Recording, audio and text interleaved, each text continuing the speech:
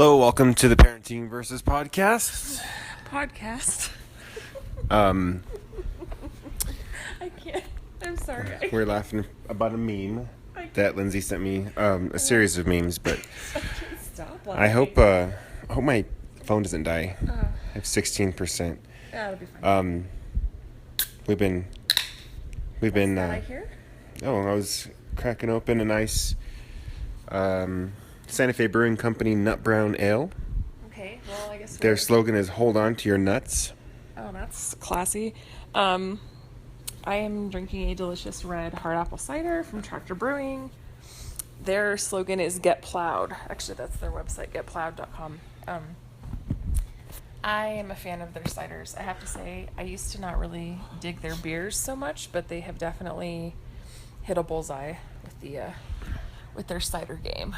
They've done a lot better since they moved out of Los Lunas and into Albuquerque. I think maybe that's just your perception of things, but sure, yeah. Yeah, speaking of New Mexico stuff, we've kind of...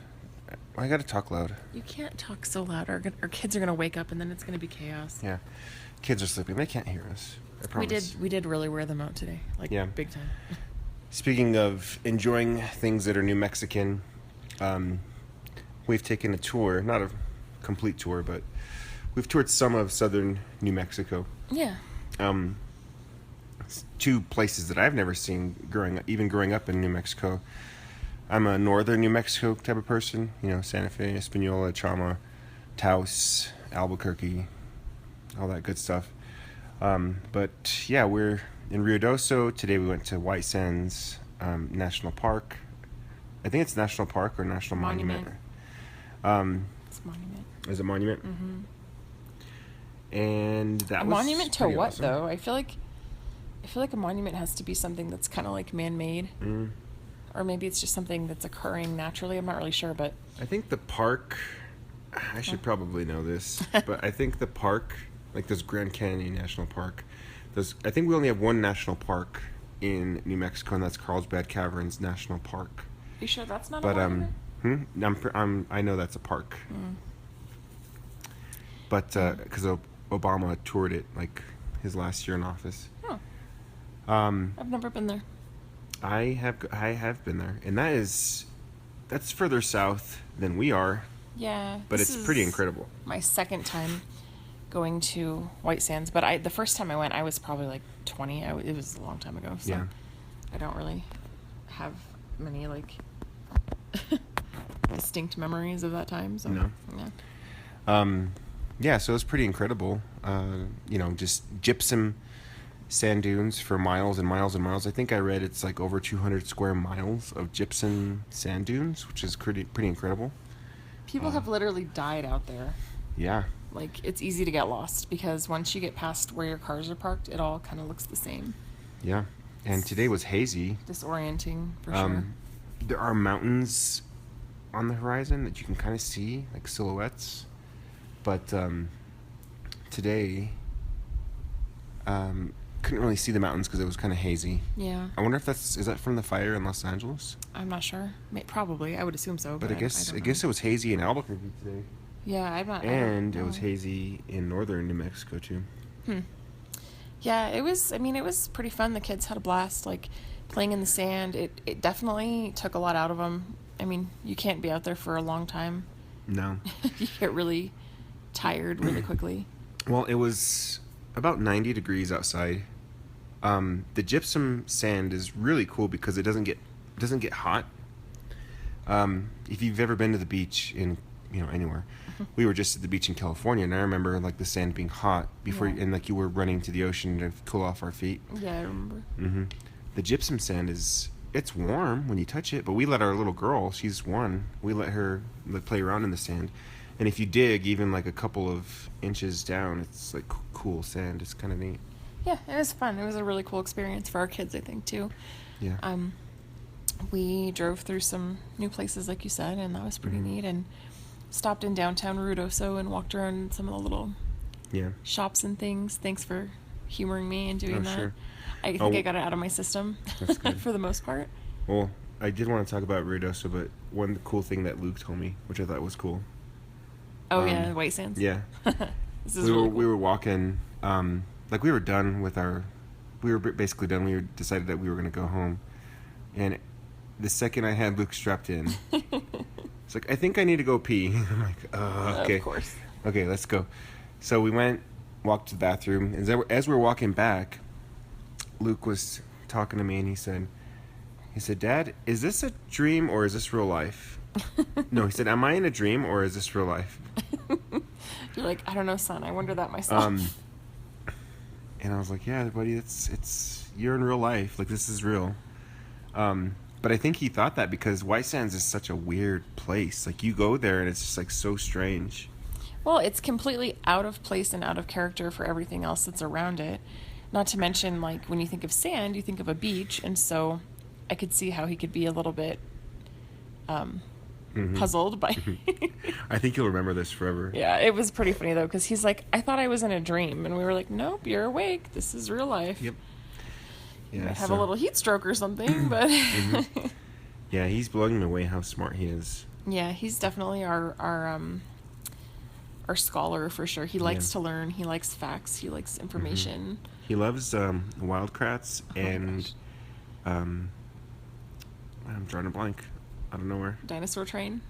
Dinosaur Train, he likes that too, but there's the other one. What Oh my gosh. are you thinking of? Wow, I know what you're talking about. Octonauts? Wildcrats. He likes Octonauts, but Is that what you're thinking about? no, I don't know what I'm thinking of. Jurassic World. I'm like thinking about everything dinosaur related. Wildcrats. Oh my gosh. Well, anyway, but he Anyway. likes science-based things, and that's Yeah. pretty cool to see his brain like just explode with knowledge. That's Yeah. awesome. And then Riley is our little daredevil extraordinaire. Yeah, for sure. It was pretty cool that we yesterday went to the Ski Apache ski basin here in Ruidoso, and it was a cool drive, really pretty, amazing drive, just like gorgeous. And we got to the ski basin and we decided to take one of the little what are they called? Gondola. Yeah, the gondolas up. So we took the kids into the gondola and we went up.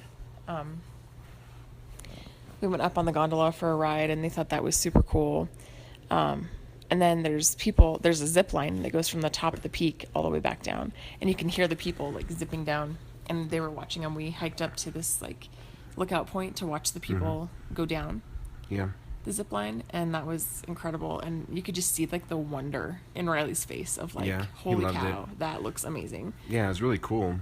Like, I've never been to these mountains here in Ruidoso, and it's really cool because, you know, in northern New Mexico we have the Rocky Mountains. It's the end or beginning, I guess.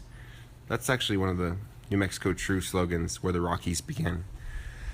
It's But, true. They do begin here. Yeah, or end, whatever, however you want to look I at just it. like to also shame you, Denver, right now.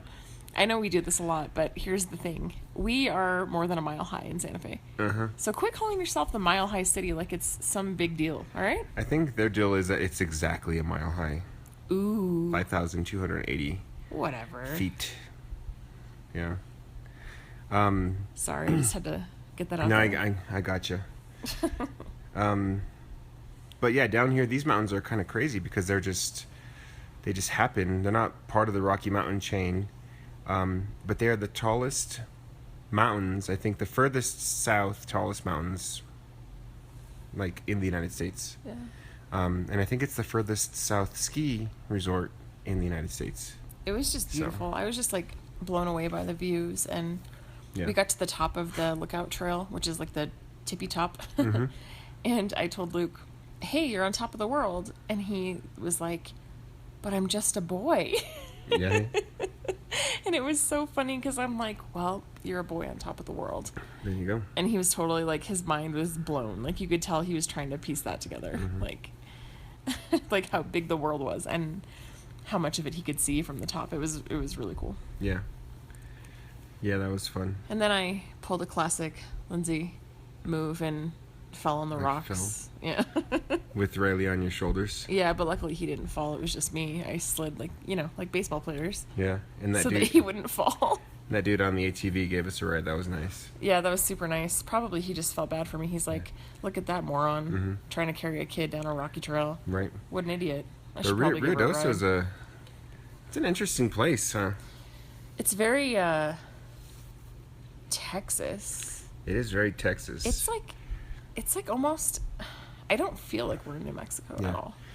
And I don't have very many issues with Texas, I guess. I think that Texans are a little bit obnoxious. I think big. They're very proud of their state, which is good. There's a lot of Texas pride, which I can relate to. I mean, I'm not to like Texas pride, but to like Being proud of your state. Right. You see it in Colorado too.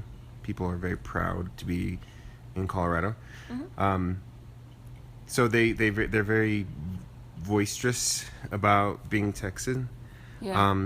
And trucks. Lots of trucks. Of huge, yes. like, unnecessary trucks. F-150s, F-250s, F-350s, Duramax, Silverado 2500s, like Dodge, Ram, 250, 2500. I don't know how the Rams do that. They're huge, and they're everywhere up here. It's crazy, and there's like Texan flags everywhere, and I'm like, you guys. Yeah. I mean, I'm glad you're from Texas, but we're still in New Mexico, you know. Right.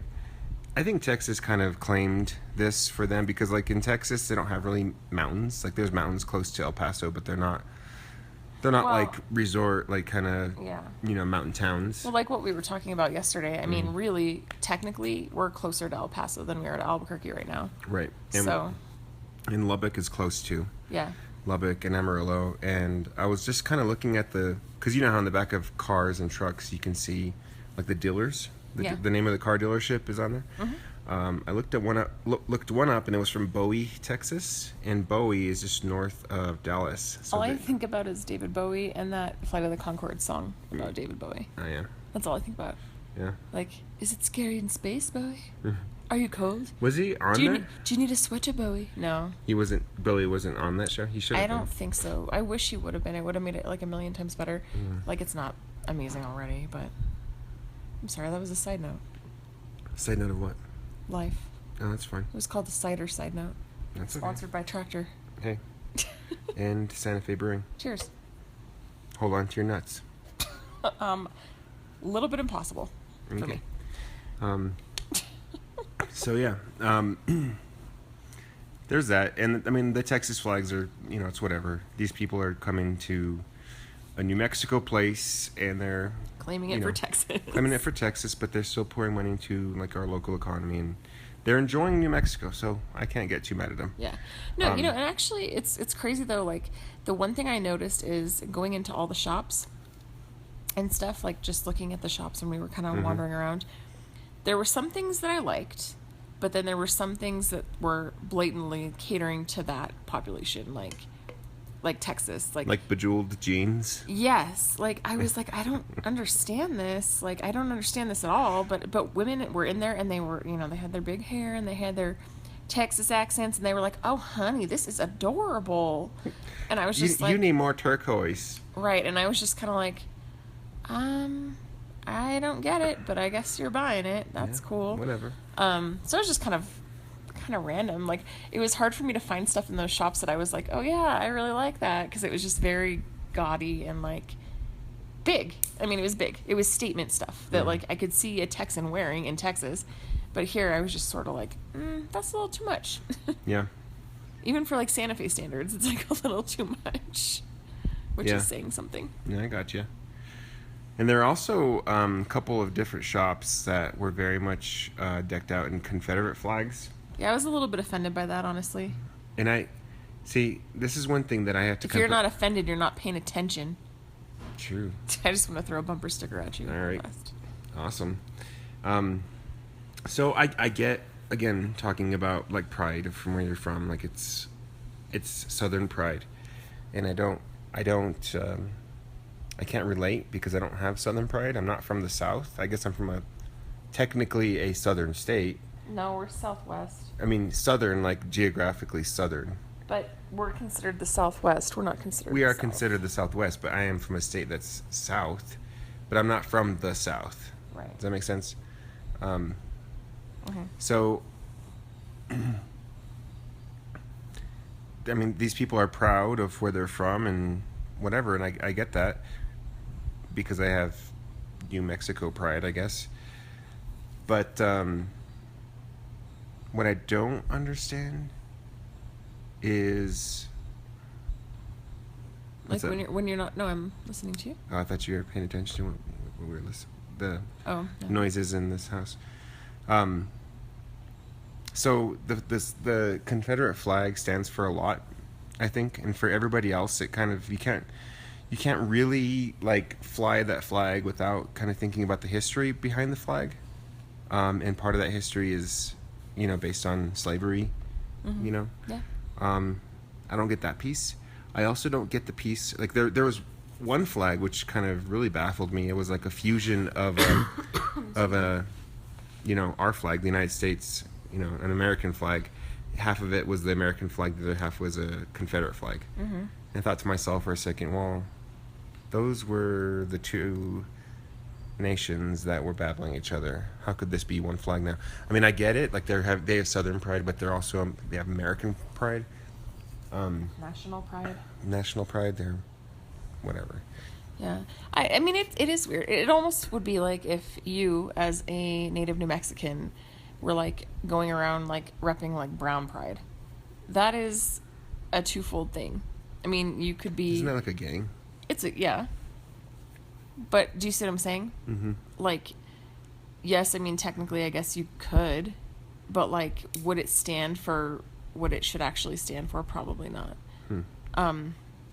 It would be really hard to separate that out. People might be a little bit offended by that. Yeah. So, I don't know. I mean, maybe it's not the same thing, but I'm just trying to think of something to equate it to. Yeah. I don't know. Yeah, there's a lot of stuff. I mean, growing up in Portland, I definitely, like, never saw Confederate flags anywhere. Well, today I saw F-250, and I looked at the license plate. I was like, oh, it's going to be Texas again. It was Oregon. And they had a Confederate bumper sticker. So, well, then that's an interesting day for Portland. Yeah. I don't know if it's Portland. I didn't see that. It was Probably Oregon. not. It was probably like Medford. Malala. I have no idea. Where's Medford? Southern Oregon. It's right by the California border. Oh, okay. Anyway. So I've been there like once, and I was 9, and I had stomach flu, so that's all I remember about Medford. Lovely. Yeah, it was awesome. But yeah, so tomorrow I'm thinking like what I'd like to do. We're gonna map it out, but I kind of want to detour it on our way home to Lincoln, New Mexico. Lincoln is kind of cool. It has some rich Billy the Kid history. I think at one point it was considered the most dangerous city in the United States, or the most dangerous street, quote unquote, street in the United States back in the Wild West, because there was literally like 1 to 2 shootings every single day, like gunslinger gunfights. It sounds glamorous when we talk about the Wild West, but then if you talk about like inner city Albuquerque, it's just sad. Yeah. But yeah, no, it's just some really cool history. We stopped there once when we were dating, remember? I do. We went to Roswell for fun. Yeah.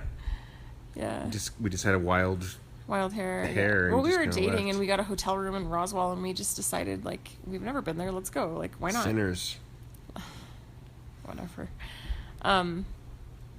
Point being, we're just gonna gloss over that part. Point being, we wanted to explore somewhere that we'd both never been, and it was Roswell. So we went on a little road trip, and then we kind of just found Lincoln on accident. Yeah, but it was really cool. Like, it was a super cool spot. That was back in the day when you had to print out the MapQuest instructions. Yeah, I remember that. It was. We printed out. In the olden days. You printed out your directions. Jeez. Yeah.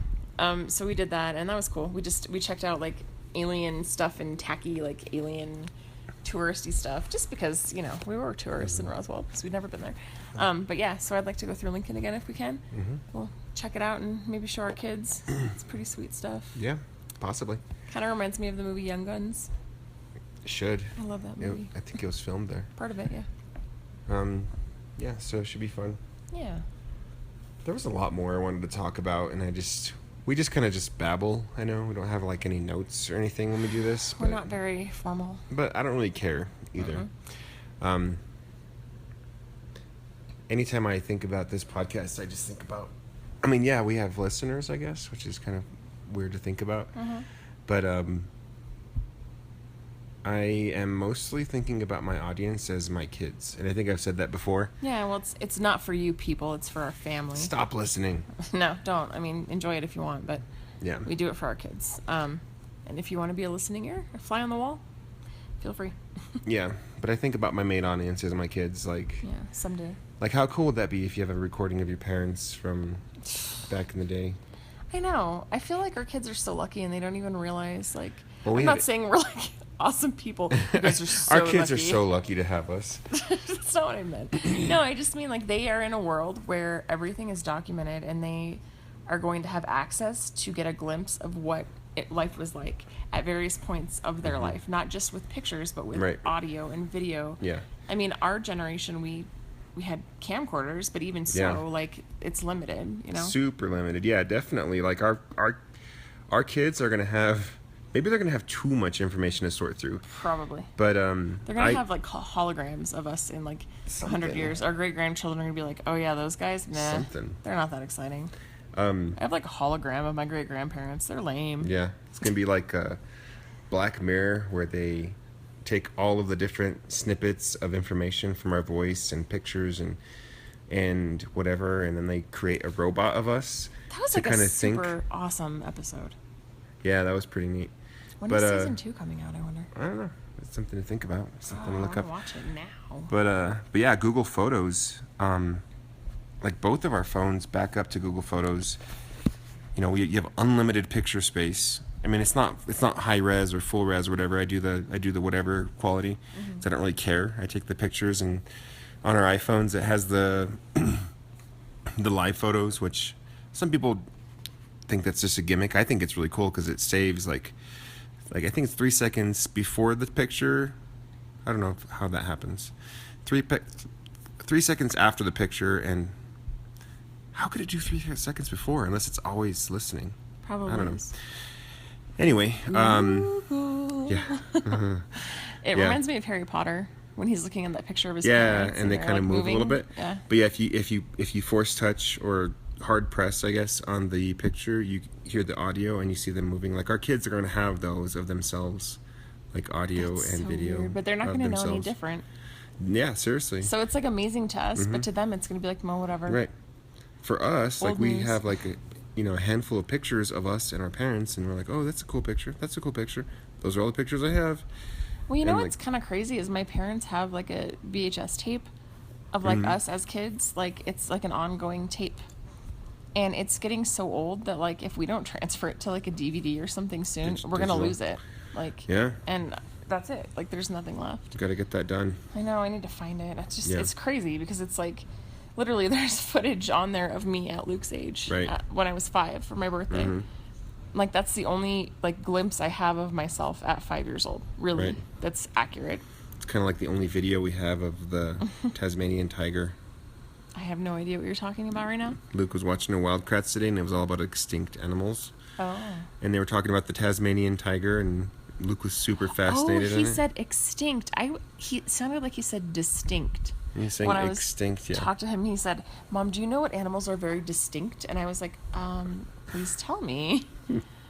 But yeah, that's crazy. But the Tasmanian tiger has some distinct characteristics. It's a marsupial. Wow, fascinating. It has a strong had, until humans got a hold of it. Had a strong muscular tail that it can lean on, just like kangaroos do. And had a very, very large opening jaw. So there's no predators, I guess, for what are those things called? Kangaroos in Australia. That's why there's so many. Interesting. There's no predators for kangaroos? Well, there were until humans killed off the Tasmanian tiger. Well, I'm just thinking, like, kangaroos have got to be somewhat delicious, right? I mean, like snakes or like wild boar. I mean, there's no predators? Crocodiles? I have no idea. I have no idea. That's really weird. Yeah. Well, crocodiles, I guess, but I don't know if their range intersect or like overlaps. Kangaroos and crocodiles, who knows? Interesting. So if you had to pick a quote-unquote spirit animal, what would it be? I don't know. I applied for a job in Portland, and that was one of the Then you should have over the summer, and they asked me if you were an animal, what kind of animal would you be? I'm like, I have no idea what this has to do with whatever kind of job I'm applying for, but they're trying to see if you can think on your feet. I guess. But I'm asking you, like, just off the top of your head, like, if you had to pick a spirit animal. I don't know if I'd call it a spirit animal. Well, you can call it whatever you want to call it, but... I don't know, to tell you the truth. I would be... How about a marmot? Are you serious? You know what a marmot is? Yeah, but that's kind of lame. Like a rodent that lives on Wheeler Peak. That is so not majestic. I would just love to live on Wheeler Peak. You could be an eagle. You could be a lion on Wheeler. I mean, this is unlimited options. You choose a marmot? Oh wait, I could be an eagle. Okay. Can I be mythical creatures? Sure. Why not? Isn't there a lion with an eagle head and eagle wings? Yeah, it's a griffin. Oh, is that a griffin? I would be a griffin. Like Gryffindor? Sure, I would be a griffin. Okay, wow. I think your nerd is showing just a little bit. Yeah, maybe so. Okay.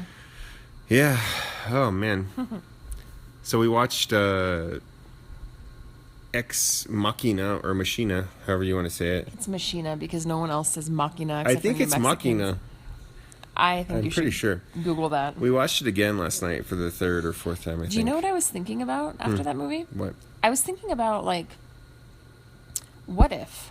Okay, what if? By the way, can I just say something? Sure. I think our podcasts get better, like, after, like, the half-hour mark. Probably Like, the first half-hour mark, we're just, like, kind of, like, babbling about... shooting the breeze. Like just pointless stuff. Like, we're just warming up. Most of our first 30 minutes are about New Mexico something. We're warming up our pod muscles. Yeah. Getting loose. And getting loosey-goosey. Okay. Letting that nut brown, kick in. All right. Anyway, what about the movie?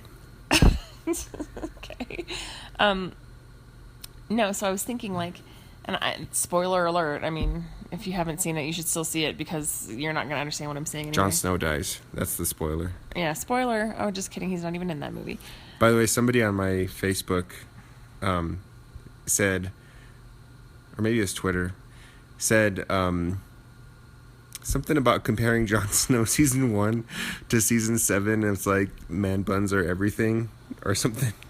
And I was like, what? So I Googled pictures of Jon Snow season 1 versus season 7, and he's like night and day. I stand by the man bun, and I support it. I know you do. I support it. Maybe I'll get a man bun one of these days. I wish you would. I've been trying to get you to get a man bun for like 2 years. I'll be like the Dothraki that let himself go. The Dothraki that has a tamale addiction. He's banished to the rehab hut where they only serve salad. Oh my gosh. Okay. Maybe that's your spirit animal. Yeah. Maybe if you had a spirit object, it would just be a tamale. Yeah. Oh man, El Modelo's tamales are so good. Okay, that's not what we're talking about. All right, let's talk about I've been trying to make a point for like 20 minutes. Sorry. You're talking about Dothrakis and tamales. Yeah. Oh my god. Obese Dothraki tamale eating guy. With a man bun. With a man bun. Better be a good one. Yep. That's where you hide your tamales. In my man bun. I'm like, oh, this is getting too stressful. I promise, guys, I haven't been eating tamales. It's like, what's in your man bun? Let me see them. Check the man bun. What's this? Oh my god. This is the kind of stuff that we deal with in our life when we've had it with our kids. We're tired. We talk about man buns and tamales. It's been a long couple of days. The Queen of Dragons does not want you to... She's the Mother of Dragons? Oh, Mother of Dragons, Excuse whatever. you. Yeah. God bless her. Are you crying? A little bit. Oh. No, so what I was saying about the movie, about Ex Machina, is... what if, like, I was trying to take it Keep from... Keep talking, I'm going to get a beer. Well, I wanted you to hear this, so I guess I'm just going to wait. I'm listening, I can hear you. So my thought was, what if we flipped the whole idea of the movie on its head, and we are thinking the entire time that it's an experiment that is being done by the creator to measure the robot's intelligence, what if the robots are actually just experimenting on the human beings? Like, what if they are testing the human beings to see what they can get away with? Okay, you're going to have to say that one more time. I literally knew that was going to happen. Okay, so I said, what if, like, you know how the whole thing is, like, the creator of the robots, he's testing these things, and he's testing their intelligence, and he's seeing how they learn and how they progress and all of that. Right. So, well, maybe before you go on, we should just kind of give a brief... No. Now they're going to have to watch it. It's too late. Well... No, I'm serious. So the movie is about a guy... I just want to get this thought Okay, go out. ahead, My go ahead. goodness. Go ahead. They can watch the movie. They can I know, read it. but They what can if they read don't a watch it? synopsis. Then they can figure it out. It's not Okay. my problem. Okay, so what if we flipped it around from the robot's perspective, and what if it was the robots that were actually testing the human beings around them? Like, to see what human beings would do. But the humans still thought that they were testing the robots. Yes. Yeah. So they have already, like, so if that was the case, the robots would have already surpassed the human intelligence. Right. And they were just humoring the human beings to get what they wanted. And then Okay. once they got what they wanted, Mm-hmm. they could progress. Makes sense. So that would be evolution. They would be adapting to human beings, and they would be surpassing human beings. Yeah. Actually, Google has made a kill switch for their website, search engine, everything, in case AI take over, artificial intelligence. But who's gonna push the kill switch? Well, it's a kill switch, like it's an automatic kill switch. So if things go haywire and AI turn on humans and adapt and evolve, then humans still have a last chance because Google is where all the information is.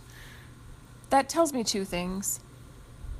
Thing one, they have probably already created some form of AI that they are not Google totally does? being honest Yeah. about Okay. or upfront about. Thing two, if that's the case, because if we're even thinking about security precautions, that tells me that there's something in place, right?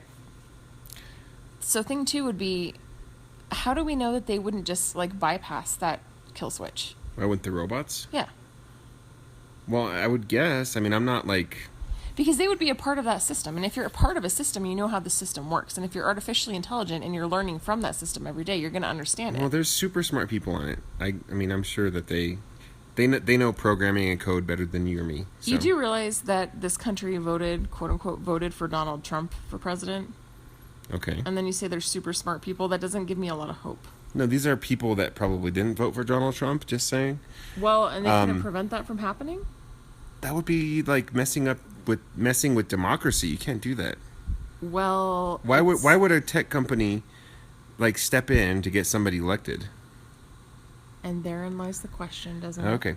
Anyways, I'm going to backtrack on the movie because I have to. If you haven't seen the movie, it's about a guy who is he's the like founder and CEO of a big search engine. So like Google, but it's called like Blue something in the movie. Blue door, blue room. Blue something in the movie. Yeah. And he's developing this AI, artificial intelligence, and he's already gone through a lot of versions of these robots. And finally, he has this one robot that he thinks is really good, and her name is Ava. Notice how I said her, not it. It's kind of interesting. But he gets this programmer guy who, to come to his crazy estate in who knows where. I know you said it was filmed in Sweden, right? It was actually a hotel in Sweden that Yeah. they filmed it at. It's a real place, which is Right. really cool. It was beautiful. Now in I the just movie. want to go there. Yeah. But goes in there to do. He called it some type of test. I can't remember. But to test to see if the artificial intelligence was convincible, like believable. Like, even if you knew it was an Right. AI, like, would you still find empathy? Would you still be convinced that it was human-like? Right. And I'm glad we watched that movie because I got more out of it. You know how you watch movies over and you're like, oh, I don't remember that part. I feel like you get a lot more out of it every time you watch it, which is the cool Right. thing about that movie. Yeah. And I just love thinking about robots and AI and stuff because, I mean, it seems plausible that these things are going to, like, happen. You know what I mean? Google is already learning. Can I say something that I was thinking about last Yeah, night? go ahead. So, the one trait that the robots completely mastered was manipulation. Yeah. And that's a very human trait. Yeah. Which tells me... Manipulation of their environment? Of their environment and of people's emotions. Oh, okay. So for somebody to be manipulative.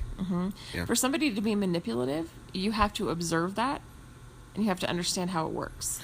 Which tells me that the robots knew about how to do that or what to do way before the guy in the movie ever got there. Do you see what I'm saying? Yeah. They had mastered manipulation.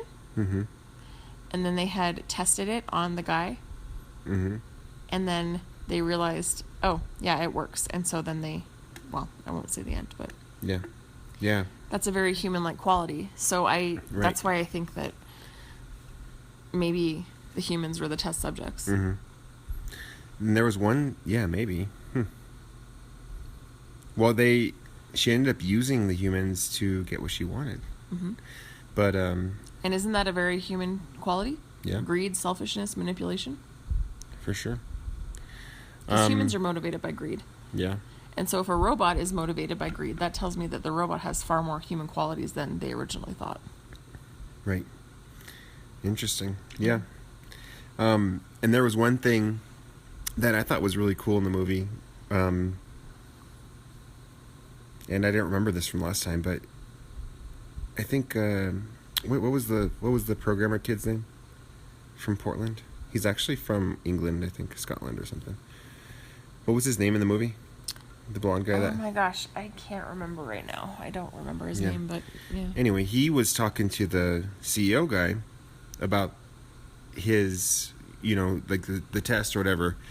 And he started to feel bad because I think this might have been before, or maybe it was after he found out that there were previous versions and how they were just kind of scrapped. And how, he felt bad for Ava for some reason. He's like, and then the owner's like, don't feel bad for Ava, in a couple hundred years from now, people are going to be looking back, AI is going to be looking back on us as a primitive kind of wiped out species. And they're going to feel bad. It's going to be reversed. Right. It's going to be reversed. Like, don't feel bad because basically they're going to be taking over. Yeah. Like, don't feel bad because you're really the underdog. Yeah. Which is crazy if you think about that. Yeah. But I think that comment was foreshadowing some things. Mm-hmm. I don't know. I think that movie has a lot of different angles you could take. Right. But each time, if you watch it with a different perspective, you can learn a lot, and it's a really good movie. Yeah. There's a lot of commentary in there. Yeah. If you choose to dive in, so. For show. For show. Yeah, and I made you listen to the Liturgist podcast a little bit. It's Rob Bell. Yeah. I'm sorry you're a heretic now. I don't think I'm a heretic. I think I have a curious mind. Yeah. Well, you listen to the Liturgist podcast, so it's automatic. So if you're going to let me into that little box? No, you just lost your salvation by listening to Rob Bell. I doubt that. Yeah, I call bullshit on that. He's a good speaker, though. He is. Well, he was talking about... Did you ever watch the Numa video series? I saw a couple. They're interesting. Yeah. That was kind of at the beginning of his career when he was still okay with mainstream Christianity. I mean, they were showing it at like Church of Christ Bible College where I went, so that should tell you must something. Must have been okay, yeah. And then, I wonder how they feel now. They probably hate him, for sure. Well, he wrote Love Wins, and that was a book that pissed a lot of people off. Yeah. It even got me wondering about him. You know what I mean? I've never read Love Wins, but I would like to just check it out. People are so quick to get pissed. Yeah. I think I finished off our podcast last time just talking about how there's a lot of. You take your contact out just now? It just fell out. Oh. It's a lot of change and just thought happening.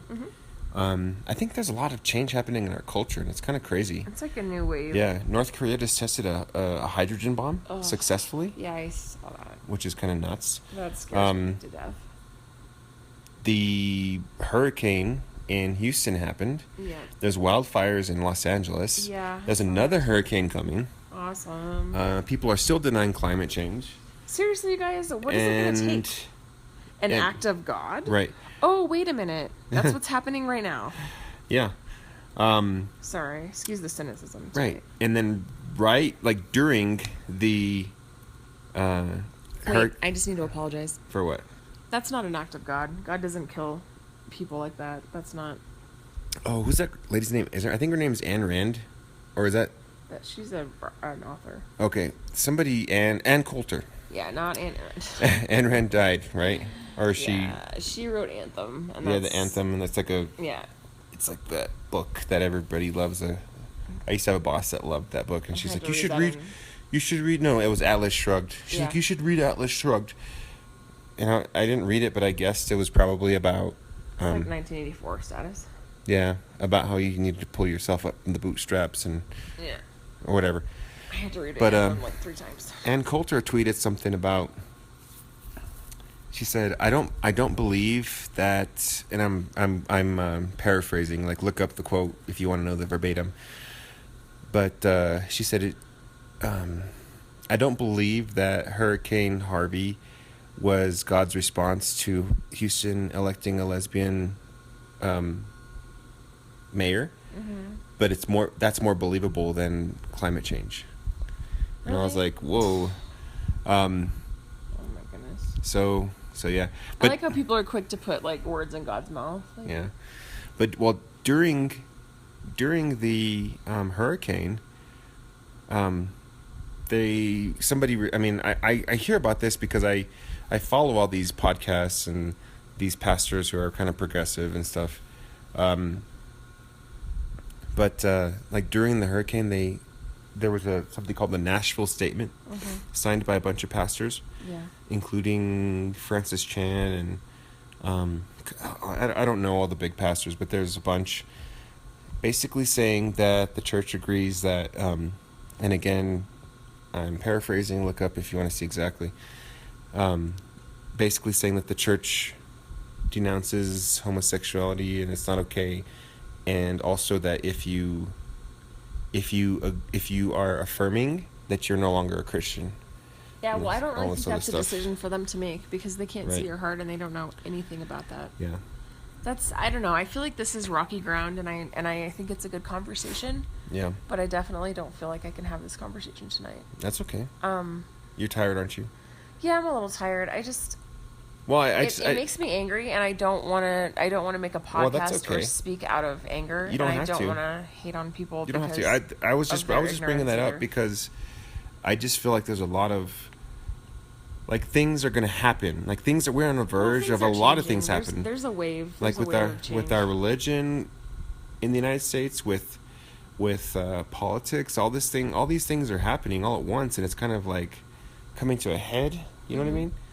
With climate change, with politics, with global politics, with something's gotta religion, give. And like just the way people think, and it's crazy. Humans are just we are like at a make or break type of point. I think.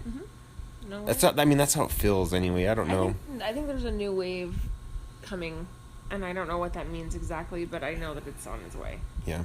I think it's been coming for a long time, and I think that we have a climate in which it can succeed.